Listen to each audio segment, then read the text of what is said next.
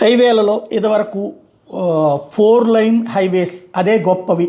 మొట్టమొదట 2 line highways ఉండే, అవి 4 లైన్స్కి వాజ్పేయి వచ్చాక స్టార్ట్ అయితే ఆ తర్వాత 6 లైన్స్, 8 లైను, ఇప్పుడు 12 లైను, 14 లైను, 16 లైను ఇలా నడుస్తున్నాయి. అవే కాకుండా గ్రీన్ ఫీల్డ్ హైవేస్ వచ్చినాయి. ఇక పోయిన రాబోయేటటువంటి రోజుల్లో ఎలక్ట్రిక్ హైవే రాబోతోంది. ముందుగా ప్రయోగాత్మక ఢిల్లీ జైపూర్ మధ్యలో పెడుతున్నారు. ఈ అంటే ఎలక్ట్రిక్ వాహనాలకి సంబంధించినటువంటి ఒక సిస్టమ్ అన్నమాట.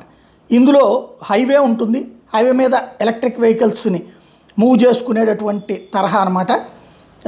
దానికి పైన కేబుల్స్ కూడా పెట్టుకోవచ్చు. అంటే ఓ రైలుకి ఎట్లయితే ఉంటుందో అట్లాగా ఇలాంటి వెహికల్స్ని మూవ్ చేసేటటువంటి, ఇదిగో మామూలుగా ఇది రైలుకి ఎట్లా ఉంటుంది, ఇంజన్కి పైన కరెంట్ రిసీవ్ చేసుకోవడం అట్లాగా హైవే మీదనే లైన్స్ వేసి దాని మీద ఈ తరహా వెహికల్స్ని పంపించేటటువంటి ఒక కొత్త ఎత్తుగడ దిశగా అడుగులు వేస్తూ ఉన్నారు.